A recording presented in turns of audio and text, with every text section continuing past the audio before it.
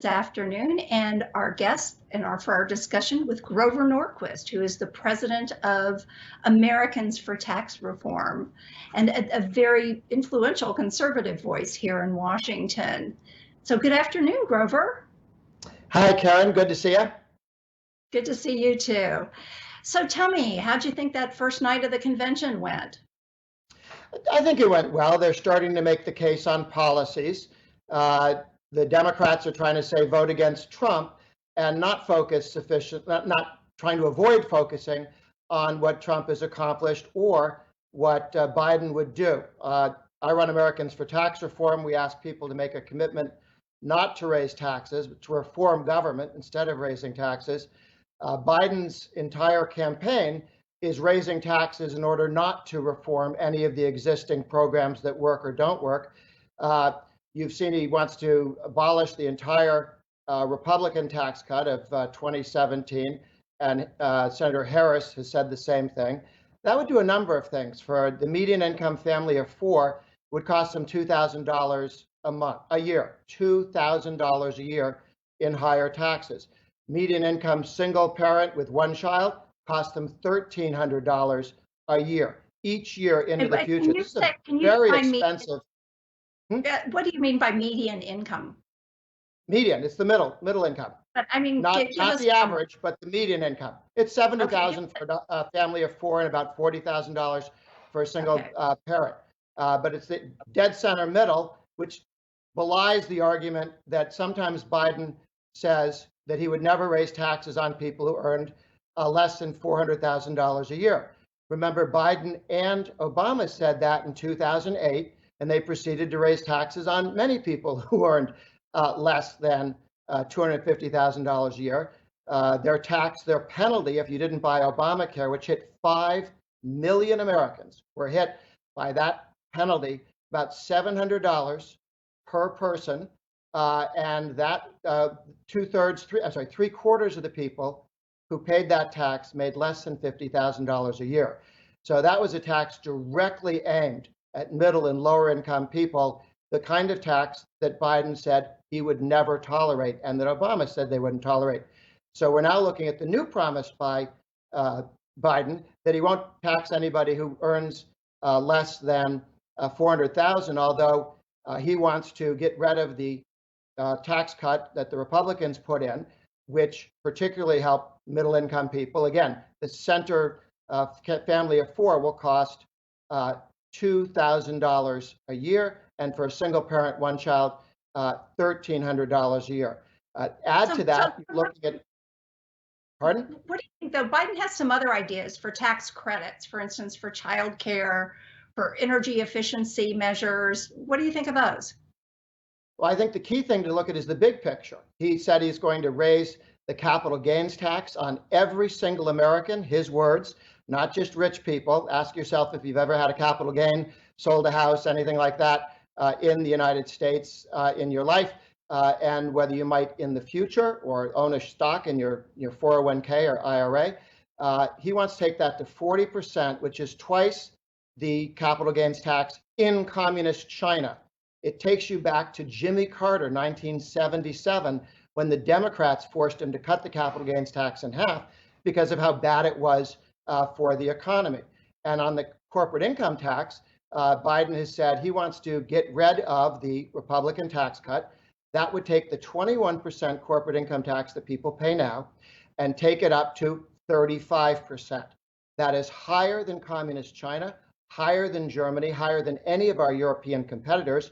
During Obama's 8 years, Biden's 8 years, we saw American companies leave the United States because our corporate tax was so much higher than other countries. People actually had companies leave, certainly investment fled, and we lost jobs. Biden wants to go back to that period.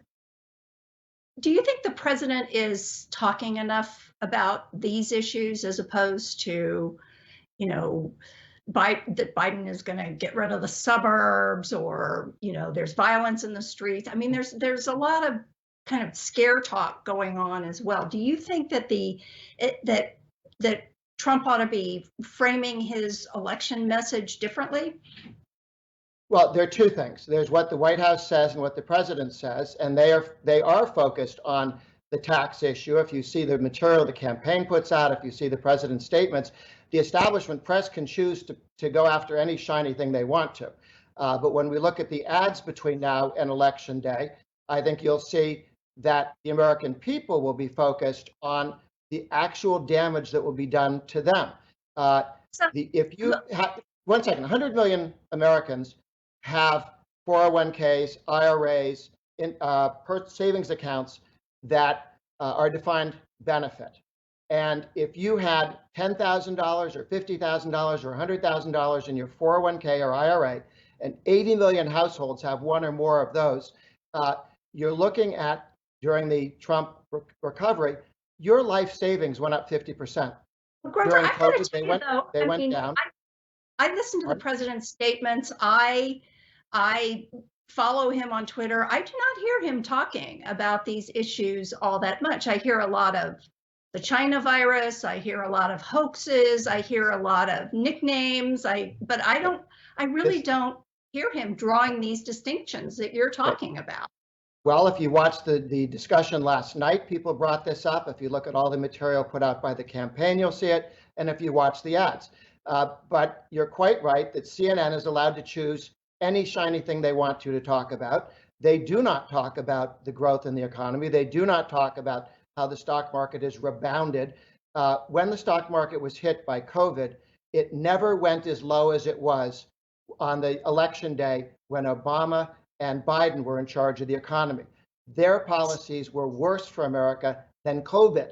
We're now back to the higher value of the stock market and investments.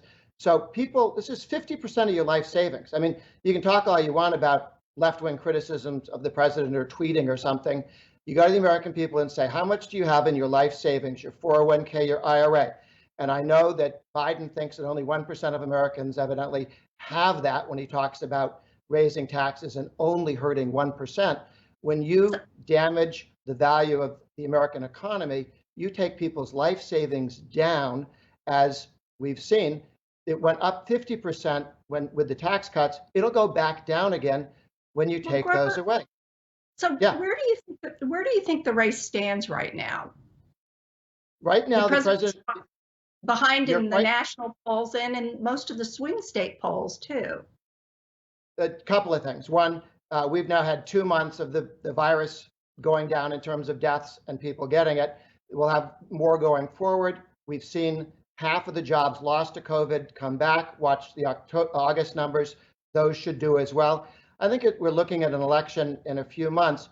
The president will be fine, and for a couple of reasons. One is there will be, what you're saying, you don't think there's been enough focus. I would agree there should be more focus. When you say to 100 million Americans, your life savings, however much that is, will be cut in half with Biden's policies. And we know that because we saw them go up when we moved away from Biden's policies.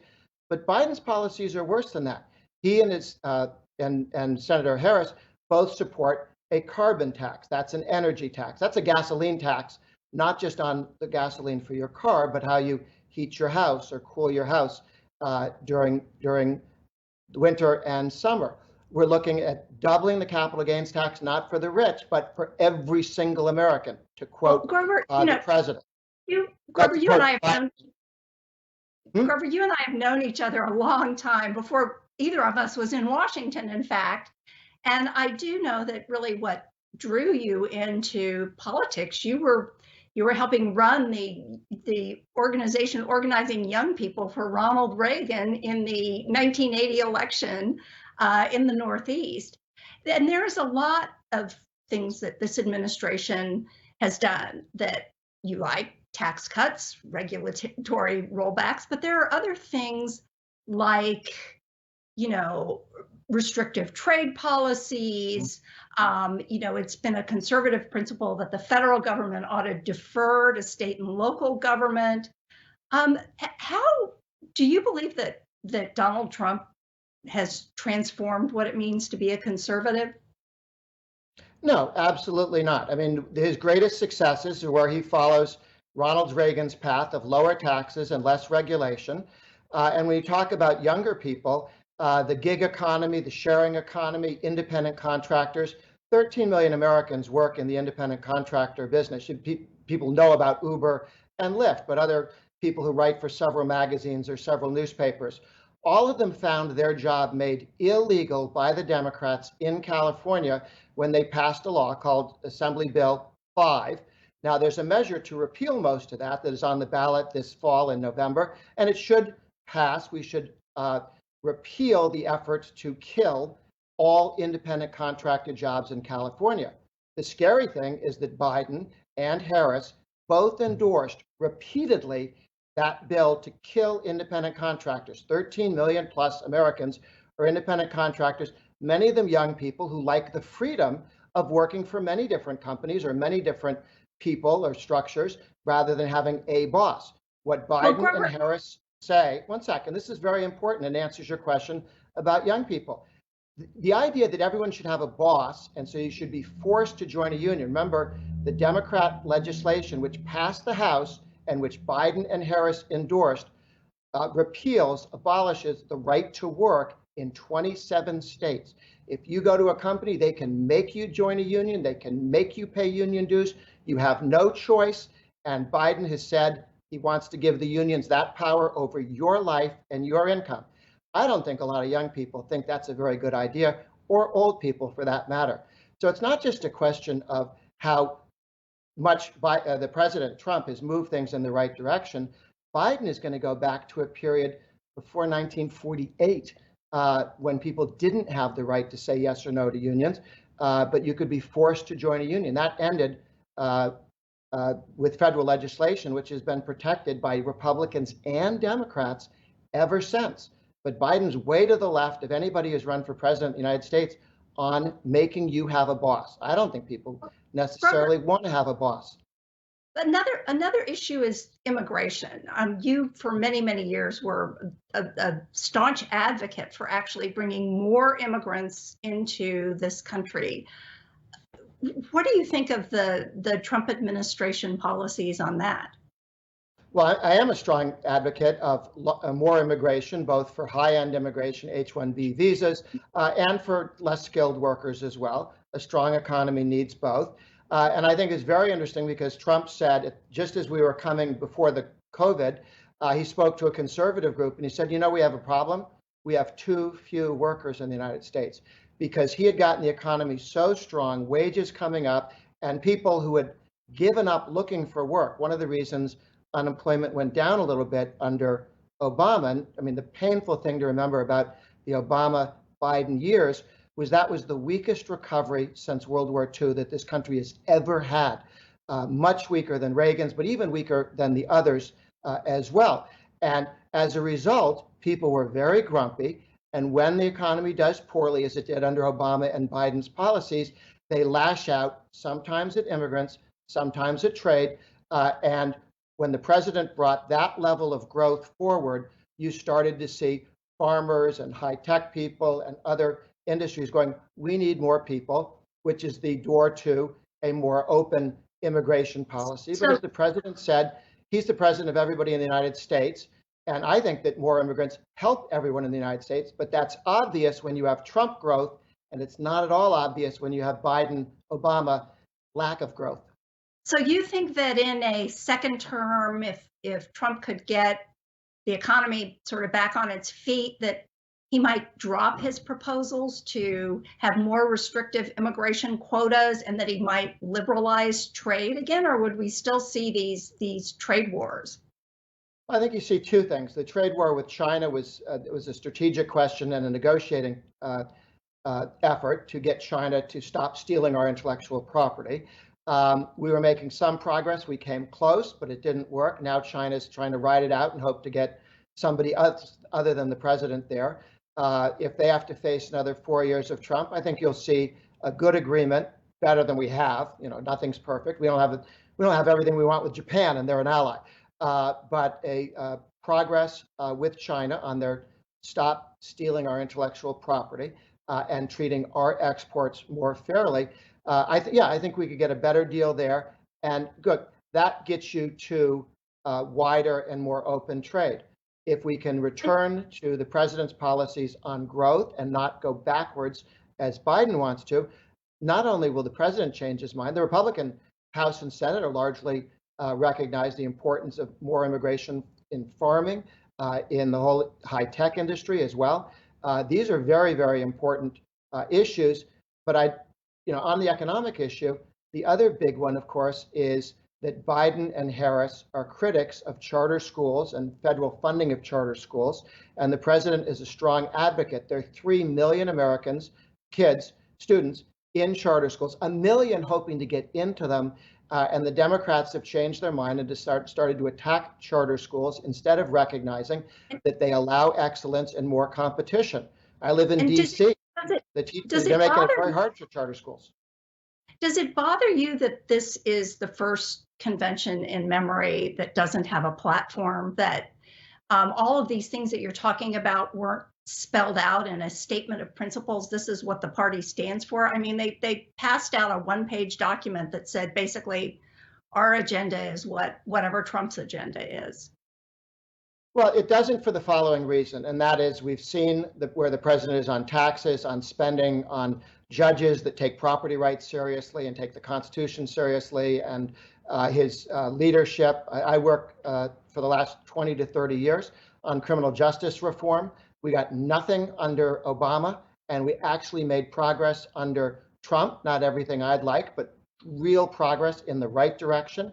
And across the states, the Republican red states did criminal justice first. Now the blue states are kind of thinking about it in some cases, but some real progress there. I'm very, very happy at the progress there. The Republican Party's position on these issues by their votes and what they've done is clearer than where you might simply have a platform.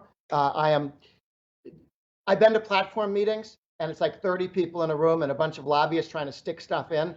I'm much more interested in what actually people do, the legislation that they put forward. And just for the record, what they did actually at this convention was they re-upped the 2016 platform. So all of the issues are right there to be spelled out on 2016. The 2016 platform was fine. It was a strong statement of support for limited government, for serious judges, and all of the issues that people are dealing with now.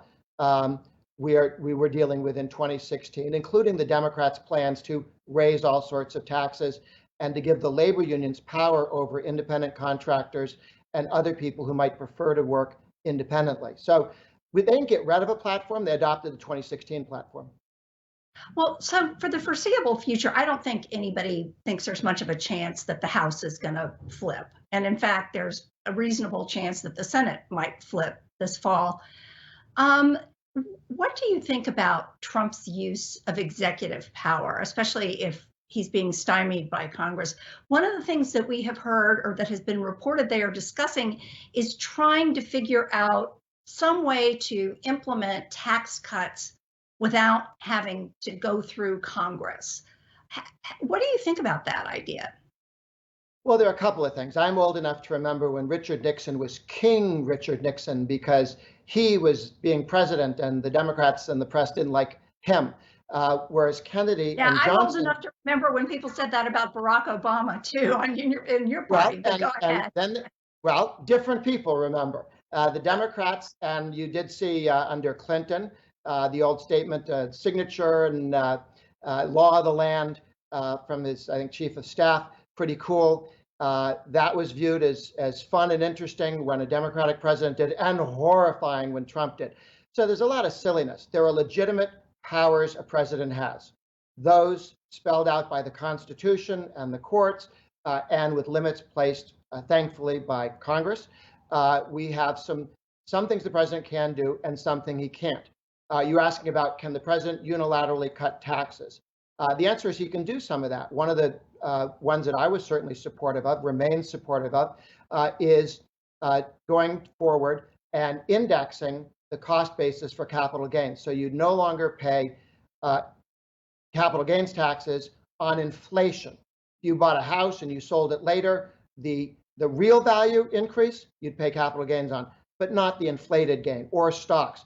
40% of what you pay capital gains on when you sell stocks is actually inflation over time. And the Supreme Court ruled, in a ruling the Democrats generally like, that independent agencies and the IRS, specifically in this case the IRS, can use the word to mean what it says if there are multiple meanings. And cost, as the Supreme Court said, pre-Trump Supreme Court, 2002, 2012 rather, 2012, when they had that decision, they said that cost could be real cost, what you paid for it. I'm sorry, historic cost, what you paid for it, or real cost, cost plus inflation. So the Supreme Court has made it clear that the IRS could say, when we mean taxing income, we mean real income, not inflated income.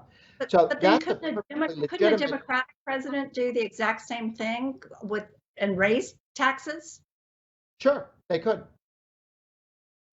What about entitlements? Look, there are powers the president has or doesn't have, and only silly people get mad at one party or the other for using that power. You can argue bad policy, or you can argue you shouldn't have that power, in which case you go to the courts and speak to it, or you get Congress to react to it.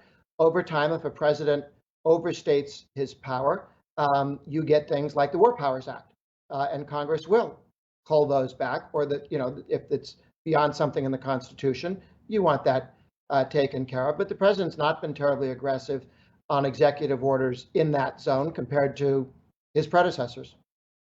Just the left doesn't like it. Well, what about entitlements? When George W. Bush was reelected, the first thing out of the gate that he wanted to do was give people an opportunity to invest some of their Social Security in the markets. That didn't get very far. The fact is, entitlements are a long-term problem for this country, paying for them. What would you like to see? What do you think is doable these days, and what do you think you'd like to see Trump do? Well, it's quite correct that the growth in spending is driven by entitlements. It's not driven by the defense budget, which is less than it was when we won the Cold War, 6% down to about 4%. That's not changing. If anything, it's going to be roughly the same or even go down a bit under either president as a percentage of the economy. But half of the federal budget is entitlements. And what you're looking at is you can reform the entitlements so that over time they cost less. This is what Bill Clinton did when he block granted aid to families with dependent children, classic welfare, out to the 50 states. And the states were able to handle it much better than Washington did. They reduced the total cost. They actually got aid to people who needed it. All of the left-wing fantasies about people starving in the streets were nonsense. We actually got the aid to people who needed and didn't waste money, and states were able to bring that down.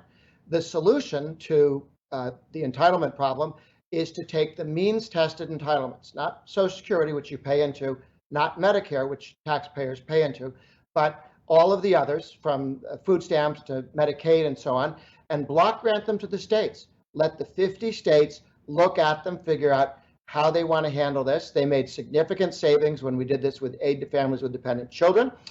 It was one of the few successes of the Clinton administration, was welfare reform.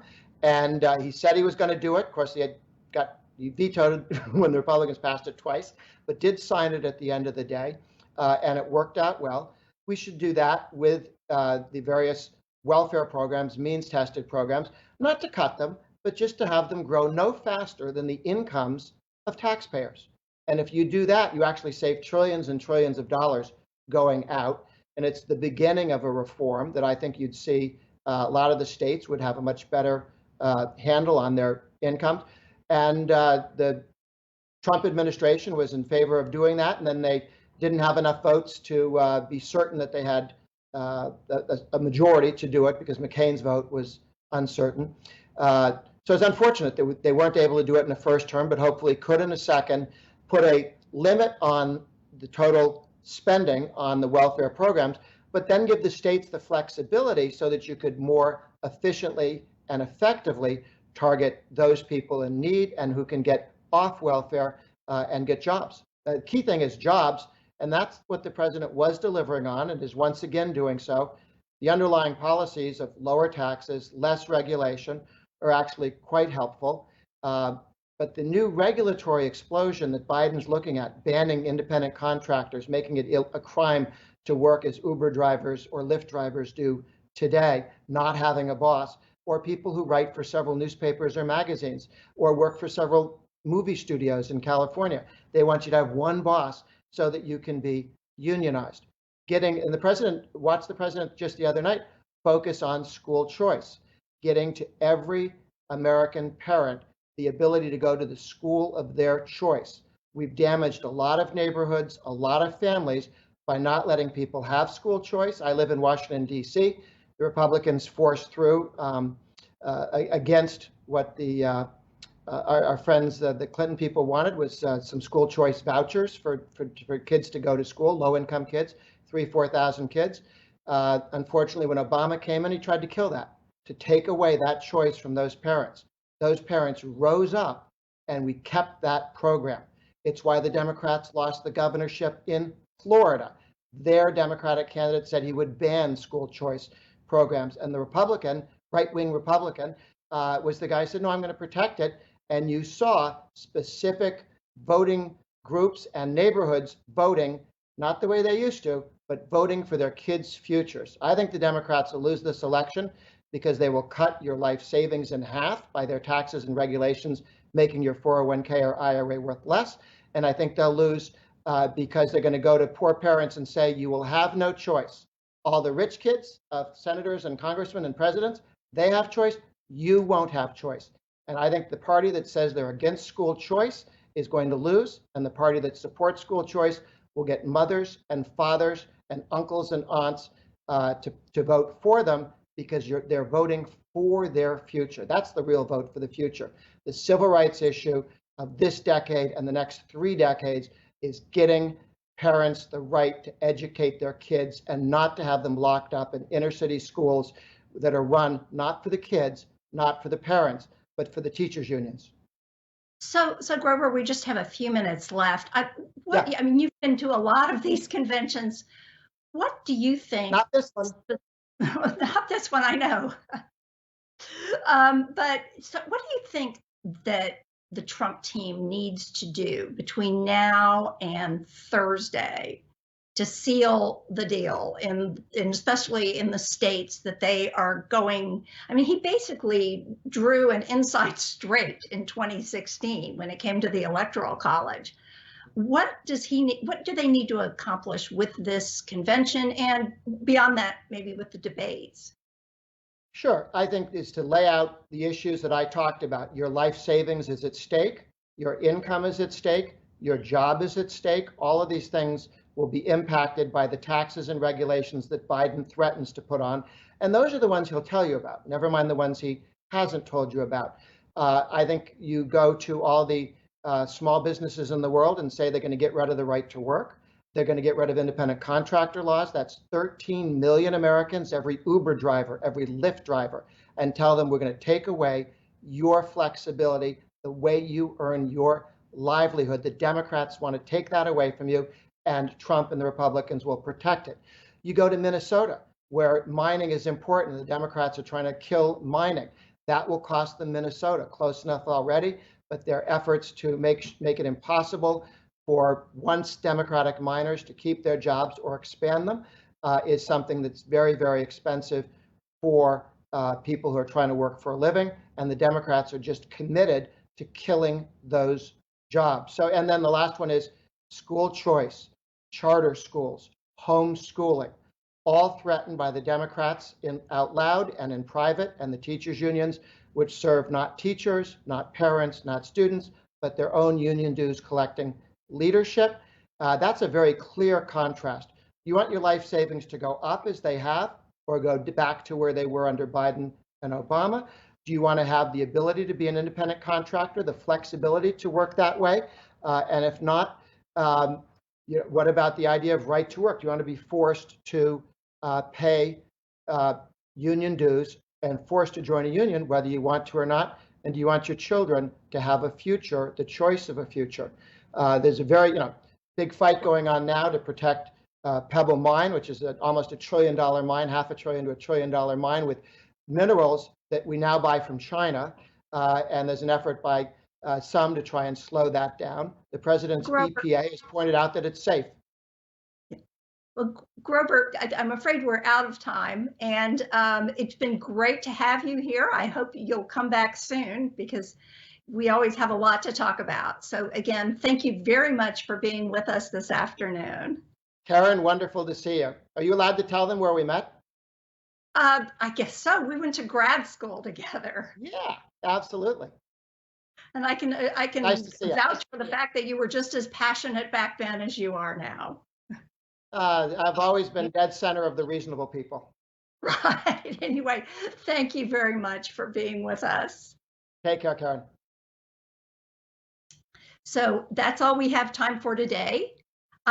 Please continue watching our coverage of the Republican National Convention.